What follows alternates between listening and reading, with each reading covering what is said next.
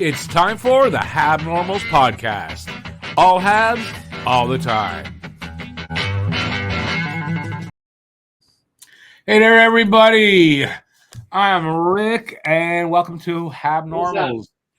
And that's Matt. He spoke too early. That's my my co-host Matt over there. Harry is he's AWOL tonight. We don't know where he is. So it'll just be the two of us, and we're going to talk about Cole Caufield to start with, and it's a very classy gesture what he did. Very classy, very just all around, just the utmost class. I mean, like I said, when I read this, we knew that Cole Caufield was a character guy, but this was really kind of above and beyond. I think it was a really, really good gesture. Very, very, like you said, very touching tribute. You got to let me tell everybody what the gesture is first, though. That's the only thing. All right. So the gesture that Matt is talking about, if you haven't heard it yet, and by the time this comes out, you may have, Cole Caufield's changed his number from 22, which is very behind me there, to number 13 in honor of the late Johnny Gaudreau, Johnny Hockey. The late, great Johnny Gaudreau. Who Cole played with, I guess, for USA on a couple of teams, and idolized. And there's some explanation for that. So we're going to give you some stuff that we have on that, and we're going to talk about Cole Caufield. We'll do our best to give you our thoughts on that. We got a few other things to talk about. Nothing too big, because it's kind of like the calm before the storm, as the training camps are set to open in a couple of weeks, less than that.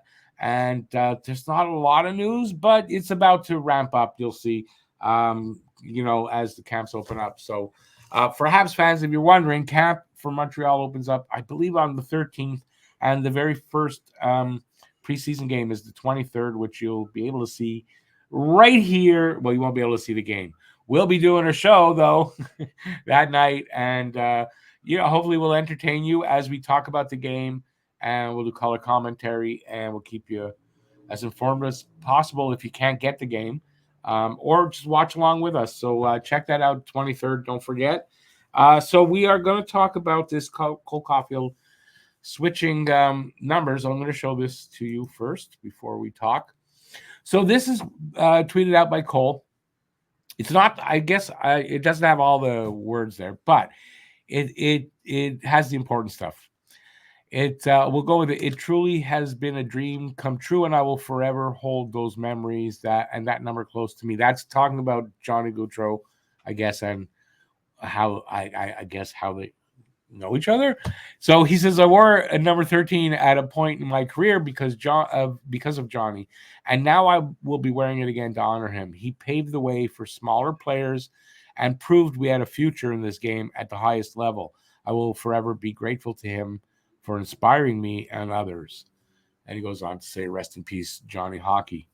So he's officially changed his number. Here's the official announcement. I don't know if I'm going to read the whole thing, but definitely that first paragraph from Cole Caufield. We all lost an amazing person, both on and off the ice, in last week's tragedy. My deepest condolences go to the entire Gaudreau family, especially Johnny's wife and two kids, who I had the pleasure of meeting. Nothing will be able to fill the void in their families and loved ones' hearts, but I hope it provides some comfort to know how these two positively impacted the lives of so many. They will truly be missed. Getting to play with your hero is something that most people only dream of. I was lucky enough to be Johnny's teammate this past summer. Okay, so it was only this summer. And it didn't take long to realize how great of a person he was. He was the most welcoming, genuine, and funniest guy I ever met. He was someone everyone gravitated towards, and I took every chance I could to be around him. Not only was he an amazing hockey player and teammate, but he was down to earth and truly cared about every person he encountered.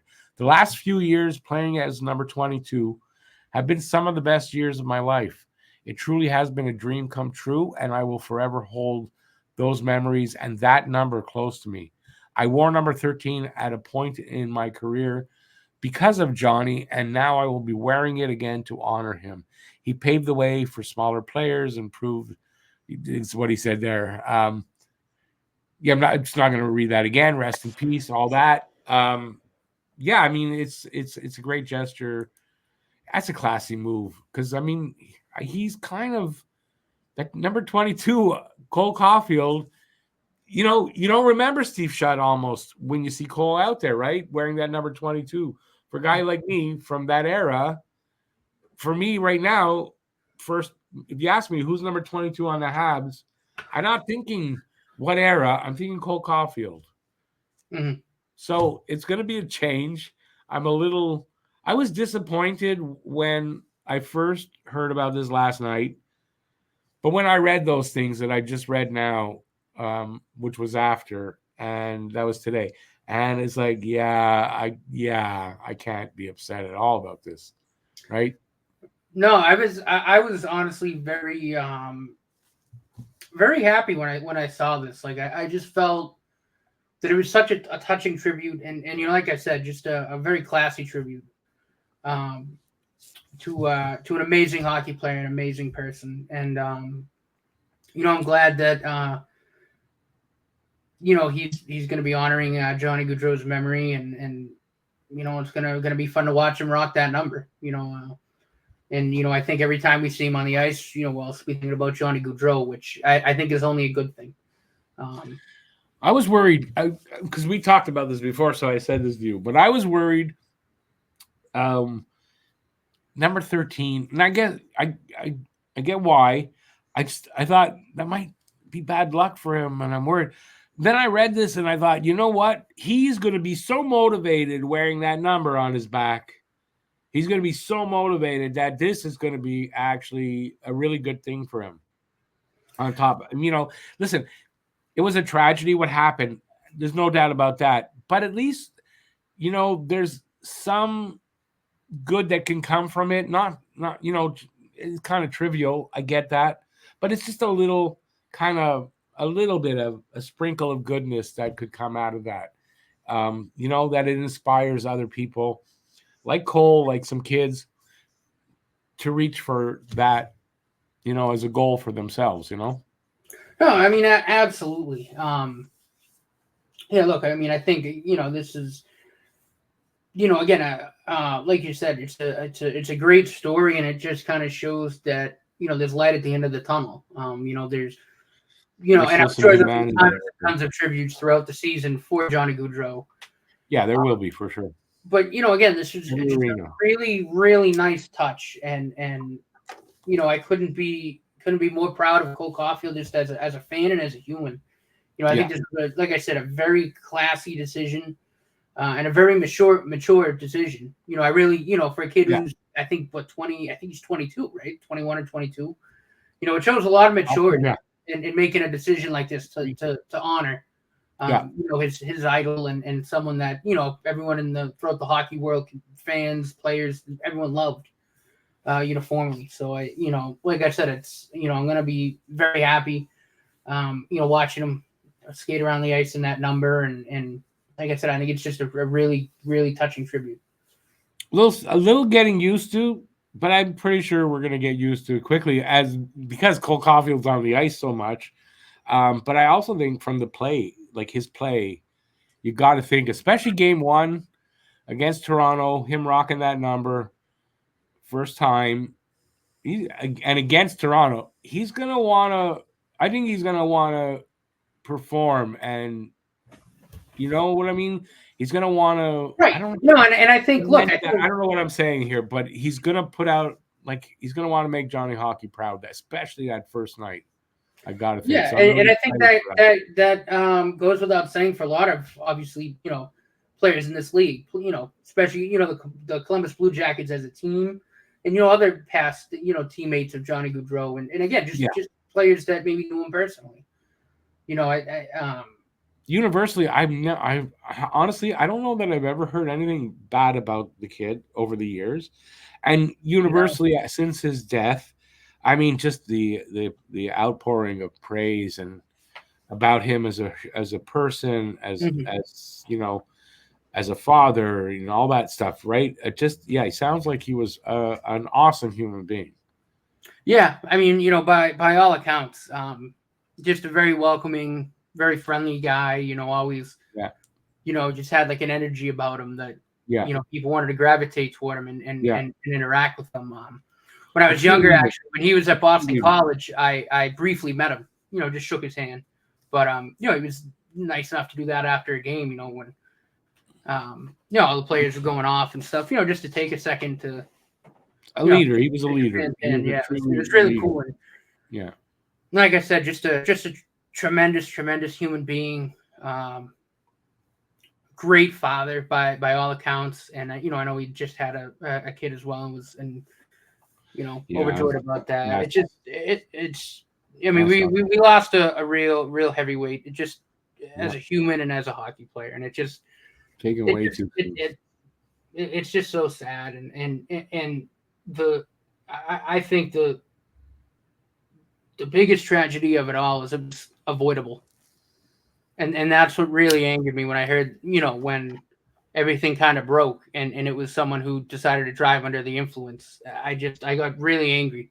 I punched my steering wheel. I was driving on my way to work and I heard it on the radio and I was just it's just so avoidable. Like spend the $20 on an Uber or a Lyft. Like there's no reason to get behind the wheel if you've been drinking. He was not only had he been drinking, he was drinking while he was driving. Yeah. Yep. Making matters even worse, right?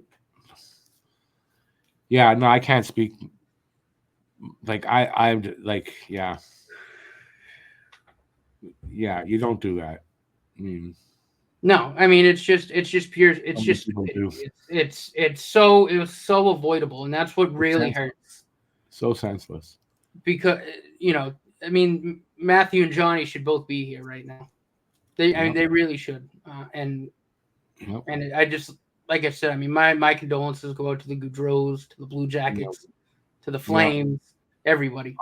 All family and friends affected by this, and it's it'll be a tough season. Not being able to watch him out there, but I think he'll be there and definitely in spirit, taking in hockey. Like it's, and that's. Do you think it's too insensitive to talk about? How do you think it's going to affect the Blue Jackets? Well, I think it could go either way, right? I mean, they could be very playing this whole season for Johnny. And I kind of think that's how it's going to go. Sean Monahan is there, right? Was a good, one of his best friends, right? You got to think they want to dedicate this season to him. No, and I think they might have a better season. Like I was thinking, it's going to devastate them, but you know what? I think maybe if they use the right energy there, like you said, he's going to be there in spirit. I wonder how it's gonna be for them. I wouldn't want to have to go through it personally, obviously. I just wonder how that's gonna go. Yeah, no, I mean, only time will tell. But I tend to lean more towards the latter. I think they're gonna be pretty motivated. I think they're gonna play pretty damn good hockey this season. Yeah, I think they'll surprise. Will that show a lot? The standings, who knows? It's not important. No one cares. It's not important. No. I do think they're going to be playing for Johnny. It's the quality of the play. You got to think. It's one of those seasons where they're not going to float out there. They're going to be, playing for something, for someone. Yeah, it's an interesting thing, and then you got Jordan Harris that just got traded over there. Man, what that must be like to have just been traded there and then this happens. Talk about being an awkward thing, right? Being the new guy. Hadn't ever met even Johnny Gaudreau, probably, right? Maybe he had, maybe not. But I mean, not after the trade. There was hardly any time, right? I mean, it was like a week in between the trade. The trade happened, and then this happened a week later. I don't know what the exact timeline is. I don't. Well, it's almost a week. Like I said, I don't really think it's that important. I just think it's no, it's not. No, I'm just saying, what's it like? Imagine what it's like for Jordan Harris to have to come in on at this time. It must be really difficult for him, to come in on this. That's what I'm just saying that. And he'll be wearing number 22, which is ironic in that Cole Caufield just switched to number 13, and Harris is going over there. He's going to wear number 22. So in case you were wondering what his number is going to be over there, it's number 22. I don't know what else to add to this, but it's going to be very interesting to see how they use this motivation. As tragic as it all is, and it's very tragic. But like I said, sometimes, it's not world-changing good, obviously, but, little good things can come out of tragic situations. I think it's something that I think will put a smile on a lot of people's faces that, I think desperately needed it. Right. Yeah, it'll be a few months later. It's a good kind of uplifting story, kind of. Yeah. We'll have a few months to mourn, which we're all doing that now. I know it took me 4 days after the news. It took me 4 days to feel back to myself. After where I wake up in the morning and it wasn't kind of hanging over. Days. Like that whole day, I just felt like crap. Oh yeah. That whole day. Yeah, no, I was even by Saturday. Saturday I had to do a show. If you watch my opening, it was an emotional opening. I was more emotional than I thought I'd be even. But it took me till yesterday where I say I feel kind of back to myself. I can't speak for the family and close friends. I mean, that's I don't know the guy at all, right? But it took me 4 days to right. No, I mean, just as fans, and that just goes to show the impact that had on us fans. I mean, I wasn't a particular Johnny Hockey fan. No, I didn't dislike him or anything like that. But I wasn't a particular Johnny Hockey fan. But man, I heard the news because you were the one who actually delivered the news to me. That's how I found out, and it was a gut punch, man. No, it really was. And someone that young, he's so young. I was still so talented too. I mean, he's so young for that. You hear hockey players, sure, they die, and when they're players you love, it hurts. It's like when Guy Lafleur, but this was a little harder for some reason because I think it's just because he's so young, and so much future ahead of him. Like everyone knew, everyone knew who he was. Yeah. And he's still a star in the chance to rest on his laurels a little bit after he's done. He never got to have that life. I mean, that's it's sad that someone that young just doesn't get to enjoy the fruits of that life. When you're supposed to, especially for a hockey player, when they retire young, they got money. And they can have a really good life. I mean, the guy was that close. He was pretty close to getting there. It's just that's what makes it worse. I mean that, and having the two young kids like that. Yeah, that really put me in a bad mood. Yeah. Geez, I thought we would have an uplifting pod. It's not so uplifting, unfortunately. But you know what? You can't run from this kind of stuff, right? No, you can't. You can't just go whatever, because you have to experience that. You have to feel the emotions. You have to let them out. You have to deal with these kind of things at times, unfortunately. But man, like you said, that guy. I'm thinking about tomorrow's Thursday. Everyone knows how upset this guy was about having to stay inside till Thursday.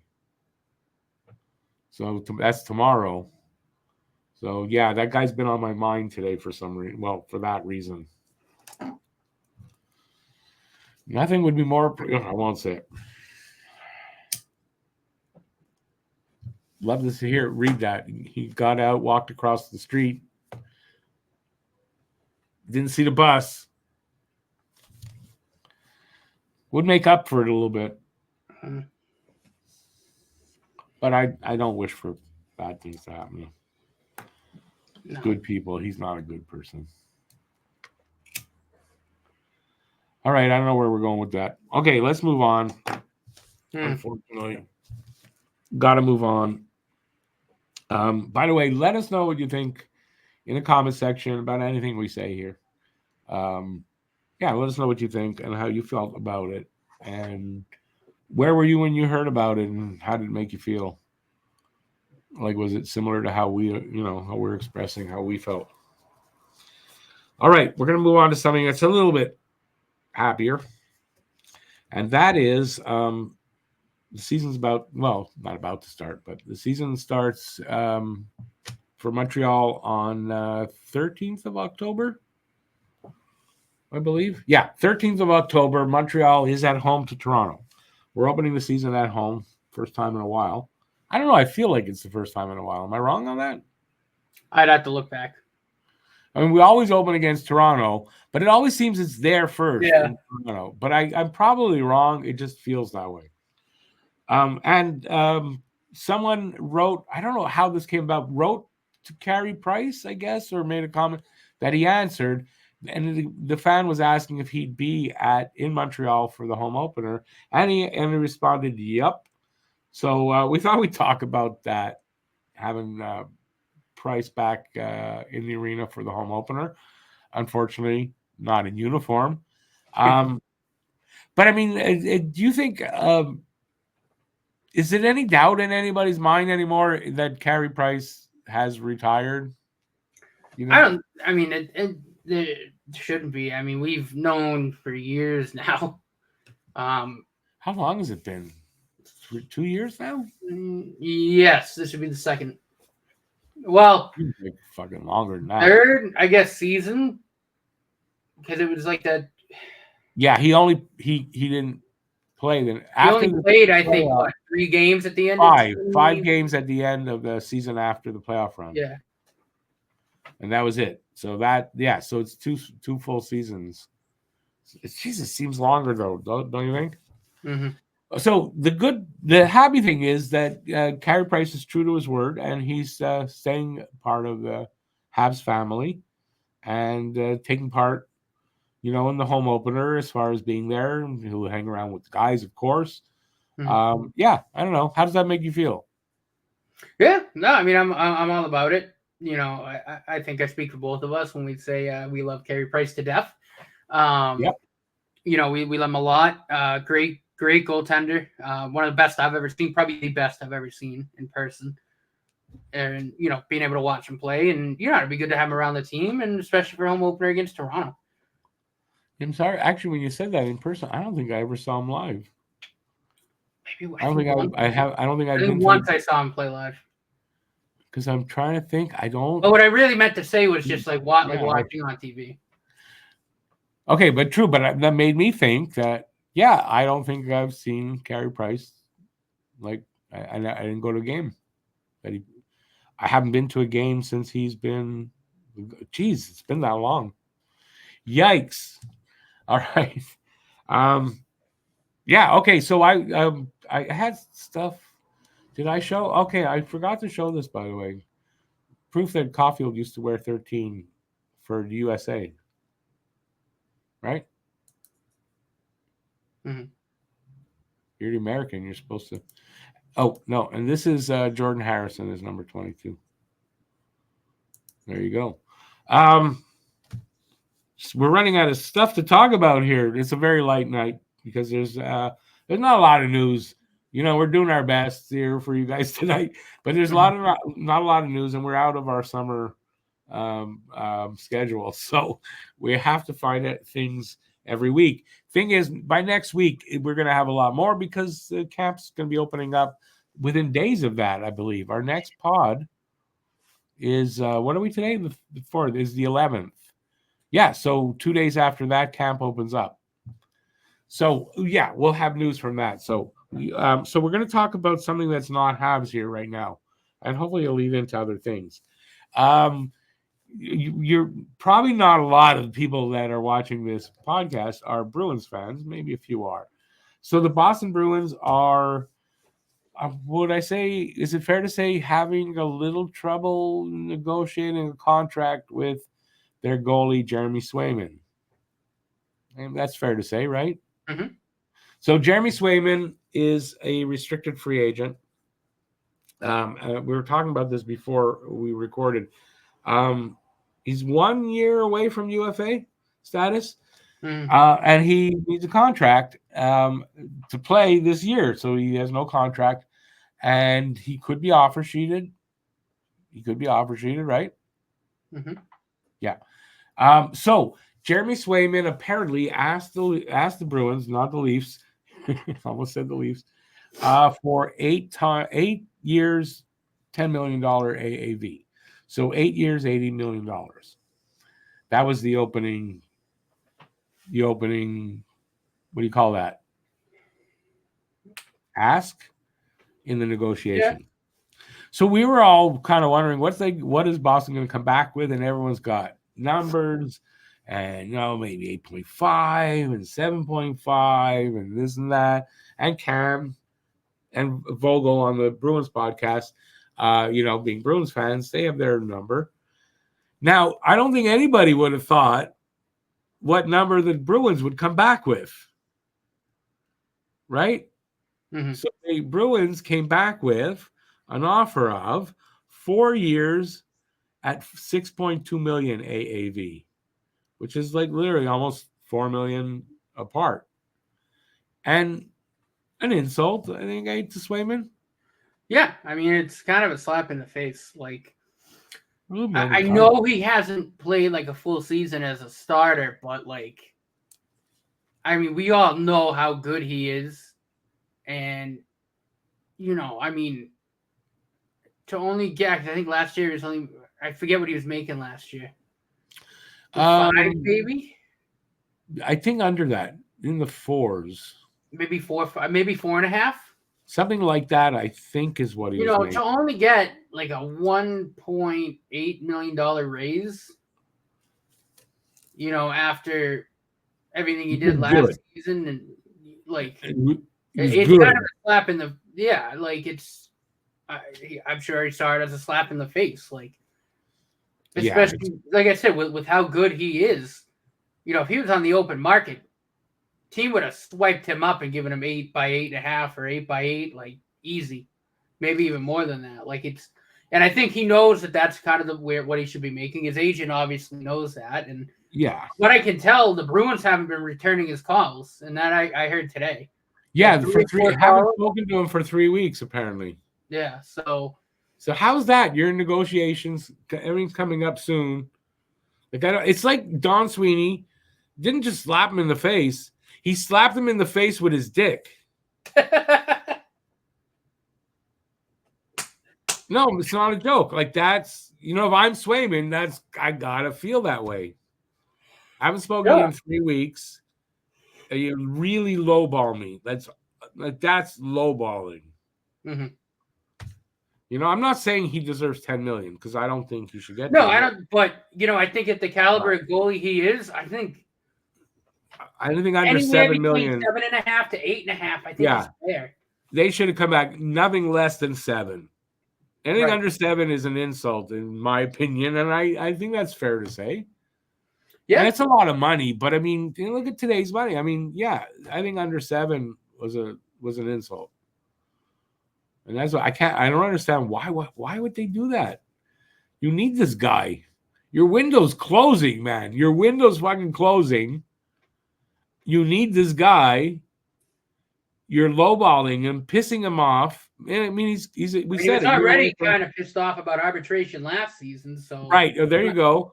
So I'm talking about that. Yeah, he actually not. He learned something from it, so he was happy about that. But you lowballed this guy. He's got a year to UFA status. If I'm him, I come back and say, I'll sign 1 year. I mean, like he's got the leverage right now.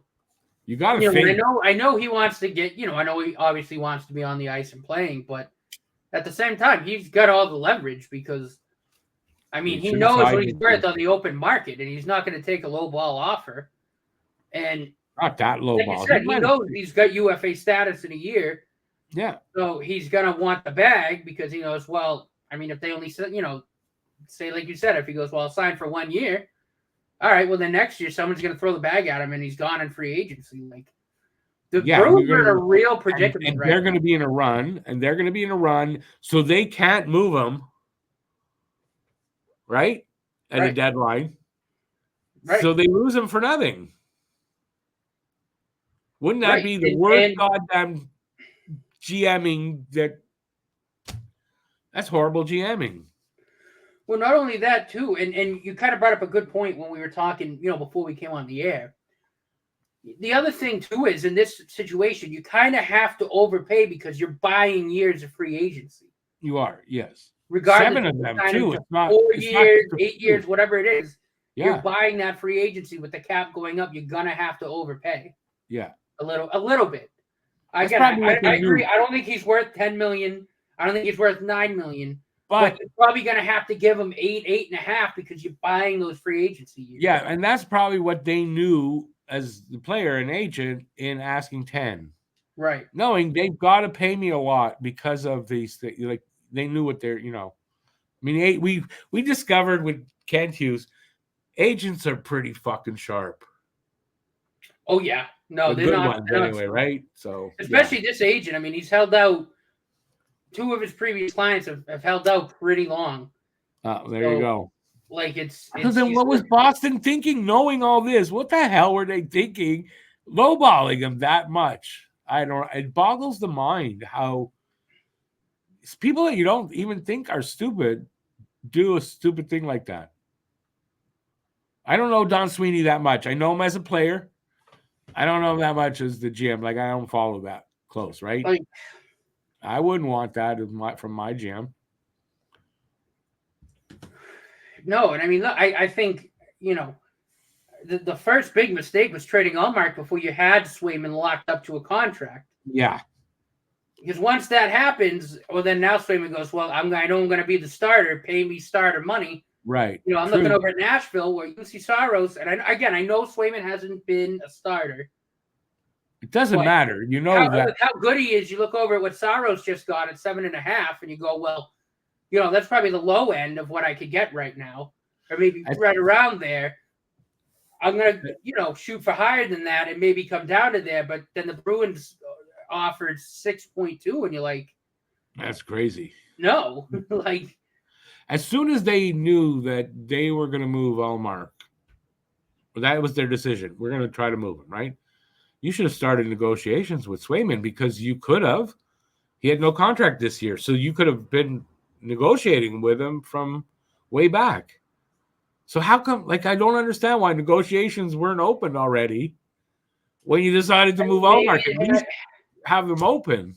I mean, I don't know. It doesn't make sense. I mean, maybe the Bruins weren't sold on him as the starter going forward because they were still running the tandem, and maybe they didn't want to do it. I don't know. That's the only thing I can think of. But yeah, but okay. But if you would have started negotiating with him back then, you would have got the lower price. He wouldn't come back with $10 million, probably, right? So you're still better off. I mean, now you're like in between a rock and a hard place when you had control before you moved Allmark. Yeah, it's like I don't get how does the guy get the job? They were going to have to move Allmark anyway because they needed the money for Lindholm and Zadorov. But still, if you knew that was going to happen, if you had a plan late in the season, all right, no matter what happens, Allmark, we're going to have to move him. Right.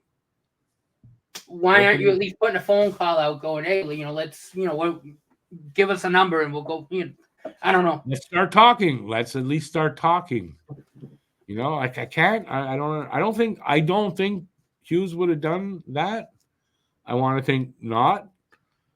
But probably not. You never know, but I don't think so. I just think that's very bad GM work. Right. And it's just like, I mean, even some people around the Bruins that I've talked to aren't as optimistic as they were that a deal's going to get done before the season starts. No, with that lowball? Oh my God, no. Because you just pissed off the other guy. How can you be optimistic now? I know, and I like Brandon Bussi a lot. You know, I think there's a lot of potential there, but he hasn't proven himself at the NHL level yet. So if he's got to back up Korpisalo, who would probably end up being the starter if Swayman holds out. Imagine that's what you're counting on. Jesus. Oh, as good as their defense is, they'd still be in a heap of trouble. As good as that defense is, and it's good, they'd still be in trouble. I mean, they're probably counting on like Korpisalo could be at least decent, and maybe he can. Maybe he'll bounce back. But I mean, that's a lot. When you're looking at your window is probably 2-3 years, right? You're aging. Your window's not. Probably 2 max. Probably 2 max. Right. They don't have anything in the pipeline. Like once that window it's shut. True. I forgot about that. That window shut for about a decade. I forgot about that. They can't really extend it much because they don't have the prospects. Right. So you know this. What the hell are you doing? Goaltending is going to be a big part of anything you're going to do. And your backup is, well, we got Korpisalo and this kid. Really? Okay. If you're still a young team, I think Brandon Bussi is a good goalie. Okay, I haven't seen him prove it at the NHL level. So right. It's like you're really going to be confident going in with Corpy and him. And again, I know the Bruins have a very good defense, probably again one of the best units in hockey. But even if you go to the stats last year, I think Swayman and Ullmark were like 1-2 or 1-3 in terms of goals saved above expected. So not only was the defense good in front of them, they were making saves they shouldn't have been making. Right. Hopefully they won't have as much of, I guess, with the better defense. But I'm just saying, if you look at stat wise, they really honestly had a huge part of the game, of the Bruins winning as many games as they did. I think what was it? I think Swayman at one point was like plus 13 or something like that. Something crazy. You got 2 top 10 goalies as your tandem. I mean, Anyway,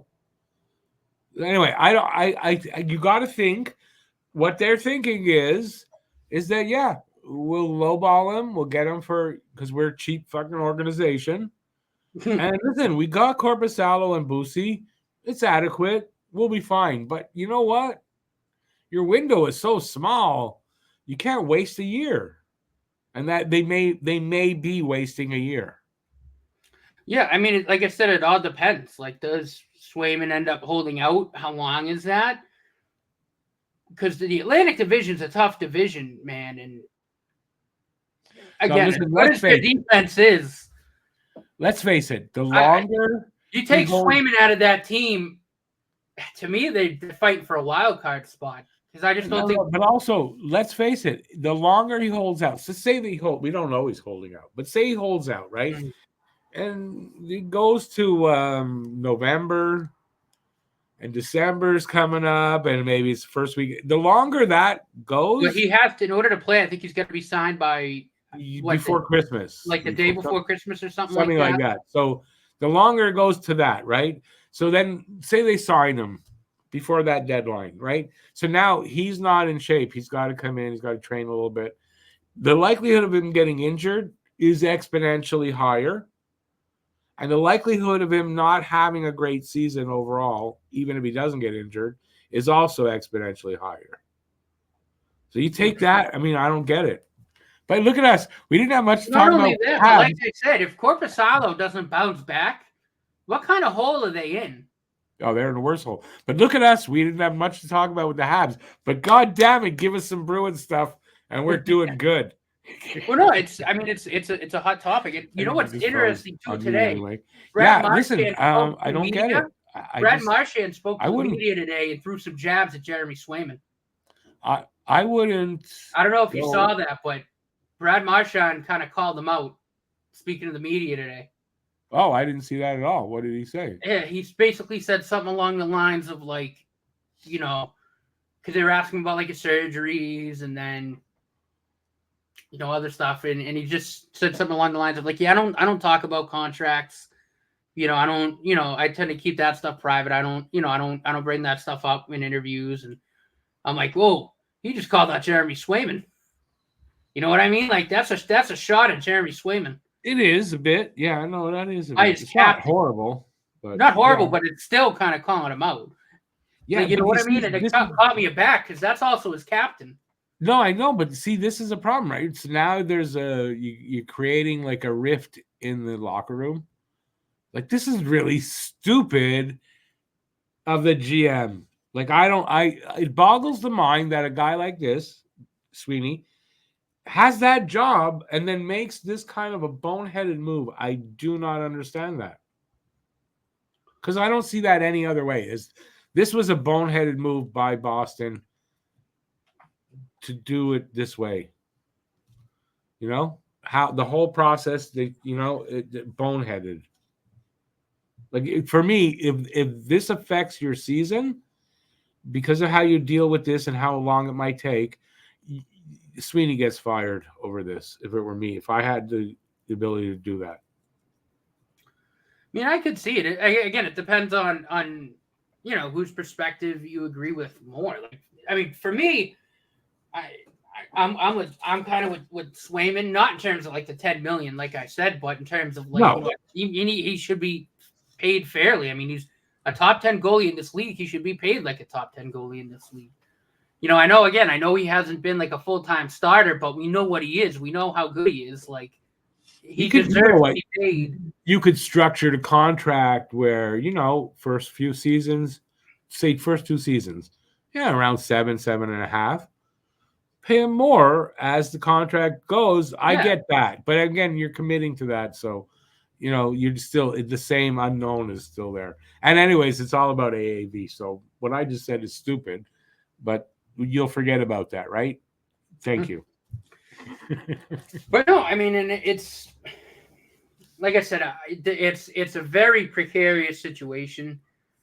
And like I said, I mean, the writers that I've talked to were optimistic for a while, but they really, I'm sensing it in just the way that they're talking about it. They're not, the optimism's starting to fade away, which isn't a good sign. Because this is a horrible sign. Listen, if they come back and say, you hear, okay, they offered him 7.5, not horrible. No, that's not horrible. That's not a slap in the face. You could look at that and go, yeah, okay, they'll work this out. I have no doubt now that they'll work it out. At 6.2, they'll work it out eventually, but now you got to be like, when? This could take a while when you're $4 million apart like that. That could take a while. Yeah, and the other thing that just doesn't make a lot of sense to me is that he's 25. So even if the cup window closes with him in, say, 2 years, you got to still have a 27-year-old top 10 goalie in the league that you can build a team around. So it makes no sense to take your time on this. It really does. You have to know what you have, and I get it. You have Boosie and DiPietro in the wings. I don't really like DiPietro that much, but I know Boosie's a good goalie. He's got to prove it at the NHL level. But you got a 25-year-old top 10 goalie in the league that you could sign long-term, and you could start to build around him. And a good mentor for this kid. And now you've pissed him off, and now everything's in flux because that's the real big problem, right? You might have pissed him off to the point where maybe now he starts to think, yeah, maybe I'm gonna go somewhere else, right? Is that what you really want? I mean, you got a guy that's probably gonna be your number one goalie for the rest of his career, potentially. Like that, I don't know. I mean, I think it's a good chance. Understand. But not only that, like, he loves Boston. Like, he wants to play in Boston. Right? But if management's going to treat him like this, you got to think, even if he signs like a short-term deal, you got to think, if management doesn't change, he might still be on their offers when UFA comes up. You know what I mean? It's a complicated situation. And like I said, if they want to sign him long-term, you got to overpay a little bit because you're buying years of free agency. So you have to. That's with everybody, though. I mean, that's with everybody. That's absolutely to a certain extent. You got to pay for the a little bit of the UFA years. Yeah. So but that's why I say, so if I'm Swayman, I sign for a shorter term. sure, let him know that you better be nice to me in 3. Like, say he signs a 3 or 4 year deal, but it takes, a little less than he wanted. But it's like, putting them on warning for the next one. Mm-hmm. You're going to be paying me then. That kind of thing. Yeah.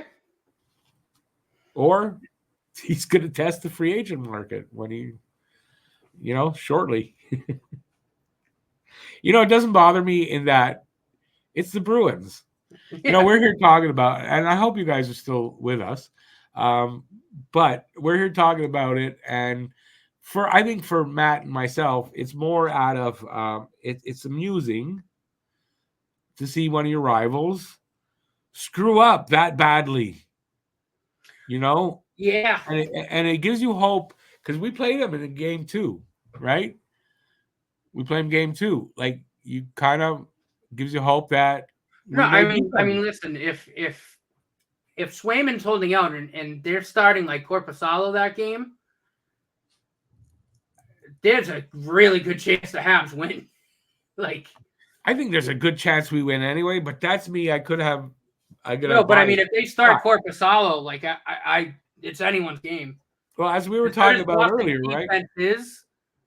As we were talking about earlier, first game of the season is going to be against Toronto at home. Your number one goalie is starting that. So Monty is going to start against Toronto. I have no doubt about that. Primo starting against Boston. Primo was good against Boston last year. So you put him in there against, like you say, one of the 2 other guys other than Swayman. There's a good chance. Yeah, I still think Primo was really good against Boston last year. I still think there's a really good chance. Goalie also had a couple of his best games of his career against Boston. Yeah, I know. So I made this, I think I said in the chat or when we were doing the last pod, my prediction is that Montreal beats Toronto and Boston to open the season. Yeah, I think it's very possible. And like I said, I mean, that's my head talk, my heart talking more to my head, but look, like if like I said, like we've said, if Doc's healthy, the way that top 6 is structured, and then you add Lane Hudson on the back end, they gotta be a hard team to defend. And if you don't have, a goaltender who's up to par, you might be in a little bit of trouble. Right. And also, second game, maybe not your defense isn't as strong as it's going to get, so like, there's a good chance. I really do think we're going to beat both teams. Open up the season strong as an omen for what's to come. It doesn't mean they're going to be able to win all the games, obviously, or they make the playoffs even, but I just think we're going to get a bit of a look at what the future is going to be. And we'll come back down to earth a little bit, of course. But I think we're going to get a good season coming up. I think it's going to be an exciting one. And I mean, I think we're going to get a run this year, which I don't know if you remember before last season, I thought they would kind of be in the mix until, a little bit, somewhere around March, early March, and then fall off the pace and drop back down. We didn't get that because of the Doc injury. Yeah, I think that we'll get that this year. I don't think they'll fall back down, though. I think they're going to make a run and just miss, but be up there. Look, it's certainly a possibility. It's just there's so much potential with this team because I think it's a better team than what we had last year. Without a doubt. Not only, obviously, we Doc health, please. But you add Patrick Laine. He had another goal-scoring threat. And like I said, you can have a full season of Lane Hudson on the back end. I mean, that alone is like an extra 30, 40 goals just from him putting the fucking thing on net. Oh, I think he's got a knack to just throwing it on when he sees a guy there and it just bing, it goes like.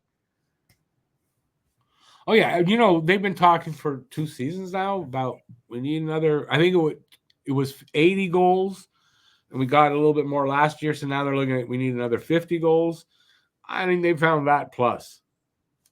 Now, it's not proven yet. Like if Mayu, I mean, you'll have a little bit of offense out of Mayu too. Like, yeah, I know I'm waffling and I've been up and down. I was reading an article, I want to say not by Treg, but by his partner there, Blaine, talking about, who might make it. And yeah, I mean, he was saying, spots, there might not be the spots that you think they are there. And yeah, I mean, he doesn't think Hudson's going to start in Montreal. He thinks there's a good chance that he starts in Laval. I don't.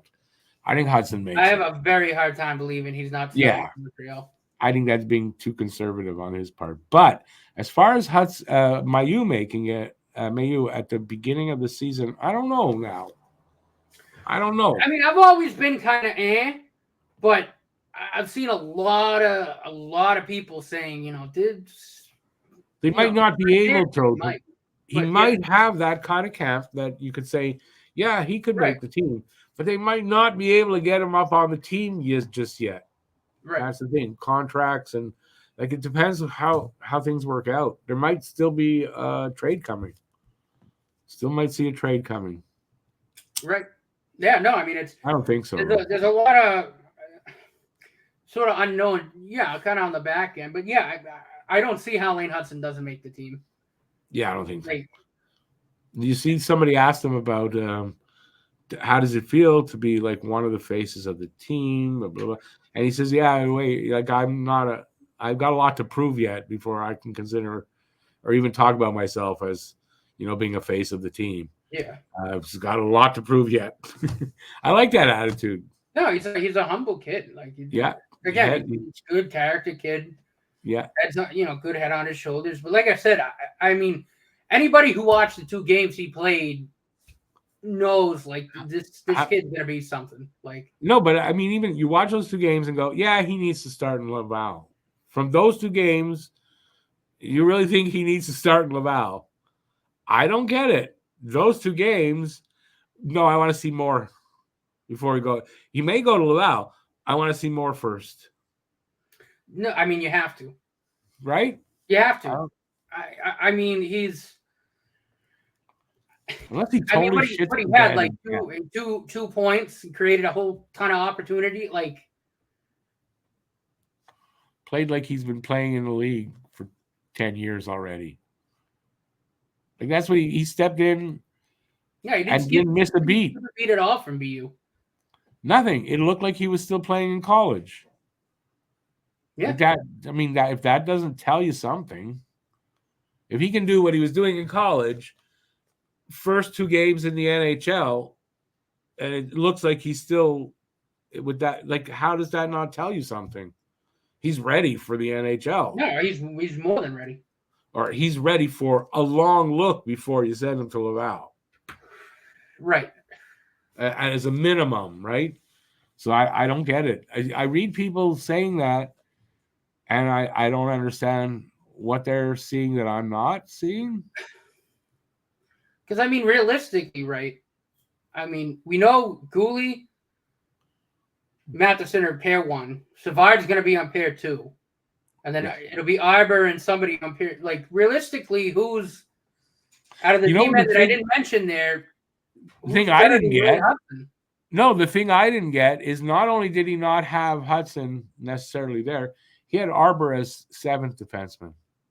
I'm going, well, who the fuck is playing 3rd pairing left side then? I didn't get it out of the article who he thought was going to be. All right, so those bottom, right, so counting Savard, whoever he's that pair, plus 5 and 6, basically have to choose between Lane Hudson, Arbor Xhekaj, Jaden Struble, and Justin Barron.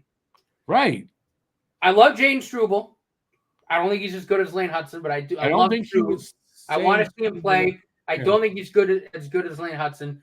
Justin Barron couldn't hold Lane Hudson's jock. I'm sorry, but it's okay. But one's a right side, one's left side, so I don't think that's a problem.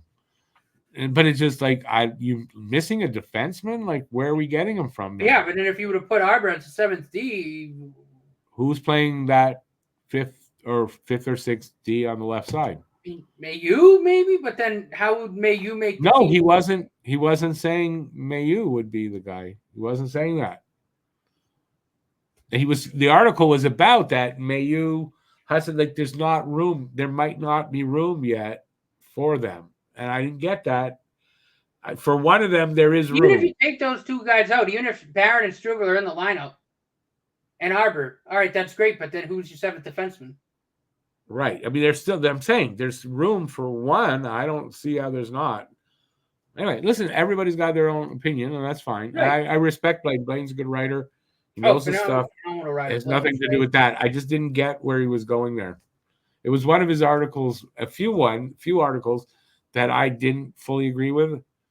You know, it's not often. So there's lots to put Blane down. He's a good writer. He is. Treg as well. I love both of them are. Yeah, so I didn't really get that. All right, I feel like I have to ask Treg about that though. Now I'm curious. Yeah, well, maybe you'd have to ask Blane about it. Oh, that's true. Yeah. So we didn't think we'd get. I didn't think we'd get real. Our goal was to hit an hour. I didn't think we'd get there, but we did. And thanks for the Bruins chat. If we didn't have the Swayman news, we would have been a very short pod. So I hope you guys didn't mind. I hope nobody minded the Bruins talk, right? No. I mean, it's a hot topic in the league, and like I said, as rivals, it's kind of amusing to kind of look at that kind of dumpster fire of a situation right now and go, "Oh, that's right. We have like the best GM in the league. We don't have to worry about that." Yeah, we're kind of right. And just because we're hooked up, obviously everybody knows Don't Puck with Media. Cam and Alex, Flyers, Bruins, their two GMs now both GMs have made me go, I don't know about them. And yeah, thank God we have who we have, right? I mean, Briere at the draft made me go, that's like, and there was something just before that. There were two things. The call thing too. Yeah, there was two things that made me go, I'm wondering. I got to send a text, but I'll talk. And then this with Sweeney now, and it kind of makes me wonder, about these guys. So, and then I mean the Konechny contract too. I thought was kind of that's what it was. That's what the first Briere thing was. No, that was the Konechny deal was after the draft. Was it after the draft? So there was something else on top of it. But you and I both. I remember when we did our show after the draft. You and I were both kind of like, don't know what. I'd start to be worried about my GM now. He's supposed to be a wonderkind like Kent Hughes. I don't know now. Doesn't mean it won't happen. It's just that it makes you wonder, And this thing was it does. And the thing is too with as much as it sounds like we're blowing smoke up Kent Hughes' ass, if you watch like other podcasts that aren't even like Habs related, even like SDPN, like if you watch Steve Dangle, even he's said time and time and again, every move Kent Hughes has made, it makes him go, wow, the Habs are doing some smart stuff. This is a smart move. Like, the weird thing kind of is not everybody, some people have, not everybody has like put them all together and gone, oh my God, the Habs are going to be, not everybody, I made some smart moves. And then they'll still go, yeah, but the Habs are still going to finish like in the bottom five. It's like, okay, but you don't see what's come. Like, I don't understand. Or they wonder who the second line center is. Or, yeah. Habs still need a second line center. What? A first line even. He's still talking about Nick Suzuki not as a number one C. What has Nick Suzuki not done to earn number one C right now? Right? I think this year he's going to do, at least point a game. No, that's what do you need? What else is there? Like, really, what else is there that a number one center needs to do? Does a number one center have to score 100 points or more every year? No. But you want your number one C to be a point a game guy in that area all the time? I don't get it. I really don't. No, did you see what Briere said? One of the better two-way games in the league too. Like, did you see what Briere said about Jet Luchenko? and he was talking about Nick Suzuki, and he said he hopes Luchenko, if only he could be half of what Nick Suzuki is, will be happy. And I put that in our group chats for Alex to see that. Yeah. I remember that. He was mostly talking about Suzuki, and it wasn't okay. Drink the Kool-Aid, dude, if you want. He just said he hopes Jet Luchenko is half as good as Nick Suzuki, and they'd be very happy. I don't know what is there to. That's what he said. Why don't you believe what he said? Anyways, I thought that was funny when I saw it. Yeah. No, I mean, it's like I said, I agree. I don't think a lot of people are putting 1, 2, and 2 together when you look at these moves in totality, and even just looking deeper into things like the contracts he's signing, when he's signing them. Yeah, I've seen the term "sleeping giant" thrown around a lot now around this Habs team, and I've been of that mindset, for a couple of years now. They are, and they really are. Like, a lot of people don't fully grasp what's going on here, and they won't until they watch us on the ice and go, "Holy jumping! Where did this come from?" And we'll be sitting. That's what's going to happen. Building for the last couple of years, if you've only paid People attention. are going to be, what? How did the Habs get this good? And we're no longer going to be goddamn laughing stocks from any fan base. They can all go laugh at somebody else. It's true, though. I mean, come on, I'm used to it, right? Everyone laughs at the Habs right now. And, I mean, okay, yeah, I get it. But, man, have you not watched the last 2 years of what's going on? That's why I take it with a grain of salt. I'm like, that's fine. Get it out now. Yeah. Because you're going to be miserable for about 12 years. Yeah, we're going to make you freaking miserable. I can't wait for... Oh, because when we got a Bruins fan, with 2 of them now part of the group, right? We're going to get to rub that in for the next bunch of years. Oh, I know. That's why I hope we beat them in that first game in their home opener. Just to fucking rub it. Especially if Swayman pulls out. And then we can go, see? You're screwed. Yep. They better start worrying about us. Because even Vogel, I really like Vogel. He's new to the group and everything, but he's really good. Vogel's good dude. But even Vogel undersells the Habs. I don't think he realizes. He said they're doing a lot of good things there, but I still think they're going to finish like in the bottom. It's funny because when I talked to Tommy about the Habs, he's like, "Yeah, no, I'm with you. Like, their team's going to turn the league on its ear soon." Like, he understands it. Yeah, I'm not saying they are this season, by the way, everybody. That's but boy, again, the next season, Tommy's, one of these rival writers that sees what's going on and going, "Uh-oh." Yeah, without a doubt. Yeah, Bruins better watch out. It is going to be back to Montreal playing Boston in the playoffs. Montreal wins. No, it's true, though. The hockey guy always said that. Montreal and Boston in the playoffs, not good for Boston. Not good. Nope. Yeah, no. Not every year, but most. Not to rub it into Cameron or Vogel. But yeah, rub it in. No, rub it in. I think the Bruins have only beaten the Habs for maybe 4 series. It's in the single digits. We're like 81 and like 5 against them, I think, in playoffs. It's something ridiculous, the playoff series had. You froze, so I didn't hear a lot of what you said. No, or I froze one of it. Playoff series stats. We're like 81 and 5 against them or something like that. Oh, yeah. No, I'm telling you. Montreal and Boston in the playoffs, not good for Boston. Not every single year, but mostly. Like it was, we used to say this. Oh, we're playing Boston? Yeah, okay. We're moving on to the next round. There's no worries there. It's not that there weren't good series or good games, but we were beating them. Even years where we shouldn't have beaten them, we beat them. But yeah, it's almost a guarantee. Although, I mean, it's been a while, but it's going to get back to that.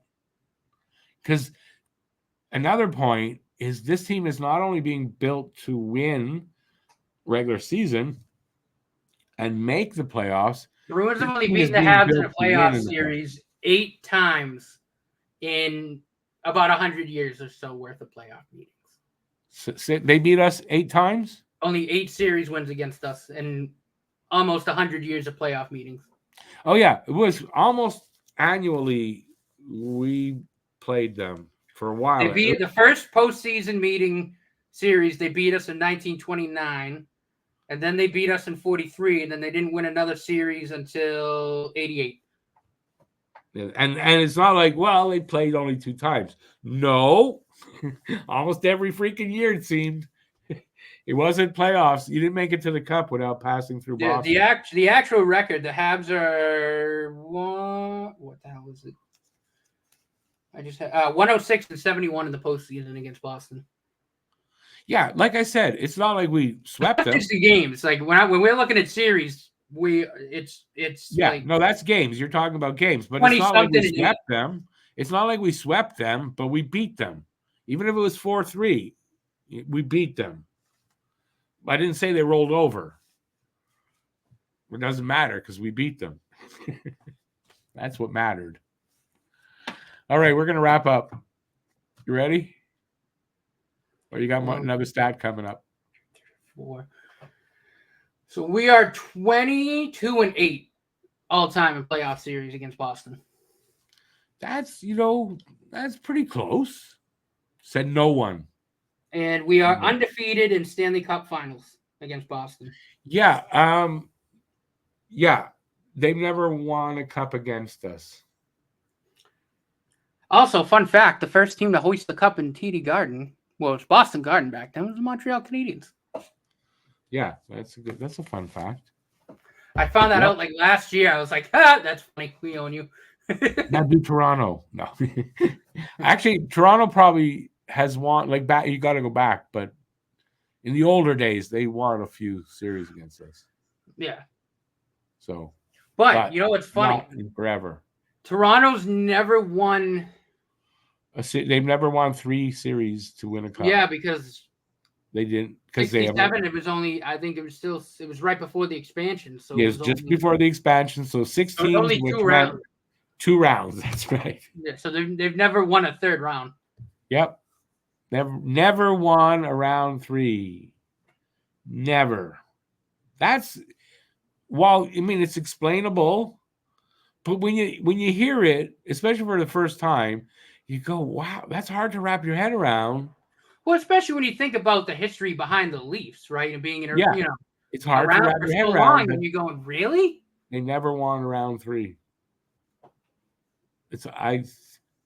And they came really close. You know where they came really close is they've been in the 3rd round, because back in '93 they were playing them, right?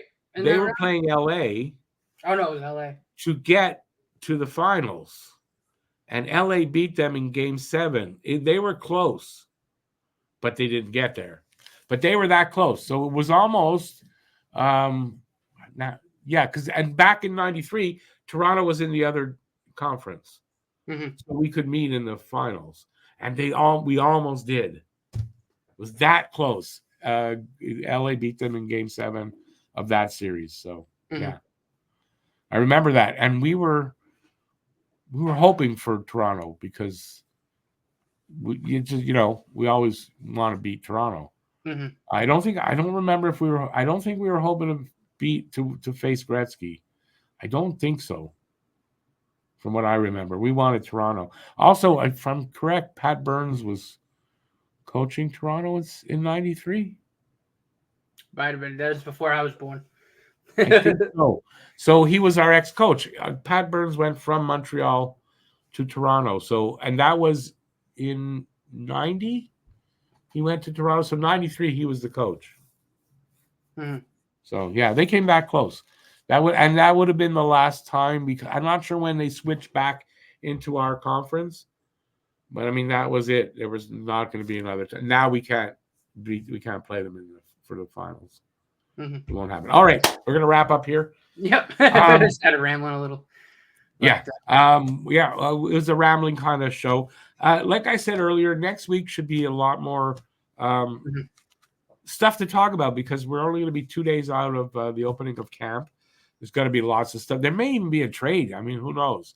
If the Habs are going to pull off a trade before camp, it's going to be in the next week or so, right? So we might have that to talk about. Either way, we'll be back next week. Hopefully you guys will come back and join us. Thank you for being here this week. Summer schedule is over, so we'll be back every week right till next summer.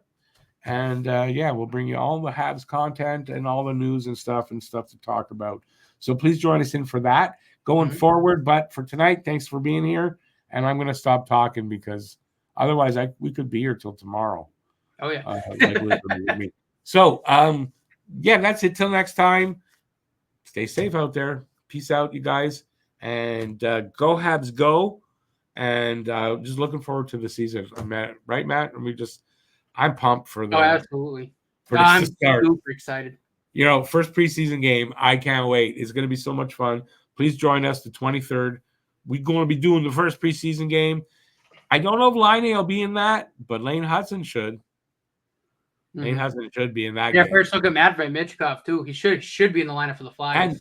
And playing the Flyers, and Michkov could be in the lineup. So, it could be a really exciting game. Please join us for that. And anyways, we'll be back before that for the next HabNormals. That's it. Have a good night, everybody. Ciao, ciao. Later, peeps.